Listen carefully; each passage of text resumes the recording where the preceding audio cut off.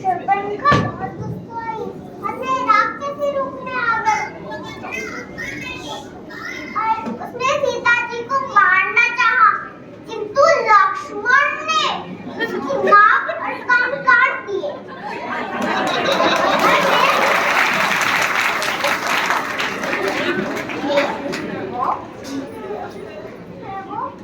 रोते रोते अपने भाई रावण के पास गए।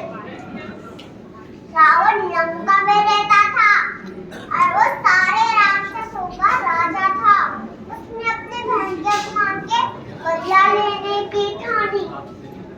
उसने एक राक्षस को खंडहर बनाकर जंगल भेजा और खंडहर को देखकर राम, लक्ष्मण और सीता जी मोहित हो गए। राम और लक्ष्मण शत्रुओं के पीछे पीछे भागे ताकि वो उसे पकड़कर सीता जी को दे सके। एक दिन रावण अपना रूप बदलकर साधु बनकर सीता जी के पास आया और सीता जी को अगवा करके ले गया। और जब राम और लक्ष्मण जब वापस आए तो उन्होंने देखा कि सीता जी घर पर नहीं है। फिर वो उन्हें खोजने लगे।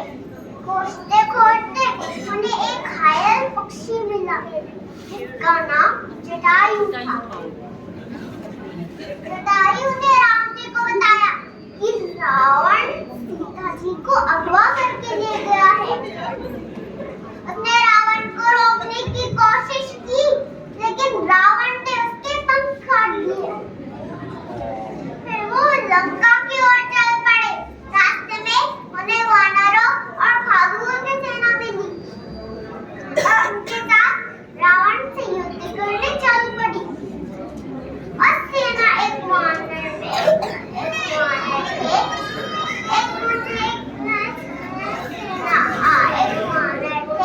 हनुमान। वो काफी शक्तिशाली थे और उड़ भी सकते थे। वो पहाड़ों को अपने हाथ में उठा लेते थे। हनुमान उड़कर समुद्र के उस पार गए पर देखा कि रावण ने सीता जी को कैद करके रखा है। ये बात जानकर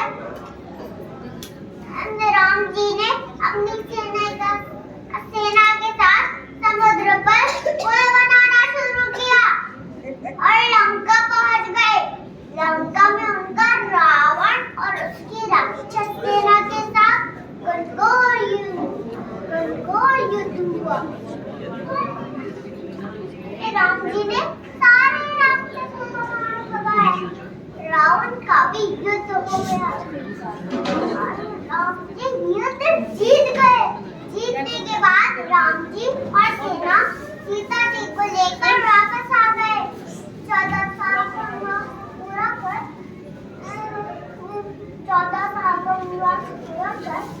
राम ने सारी प्रजा ने अयोध्या को दियों और फूलों से सजाया और भगवान राम का स्वागत किया। फिर हम कार्तिक अमावस्या के दिन भलाई की बुराई पर जीत का त्योहार दिवाली मनाते हैं।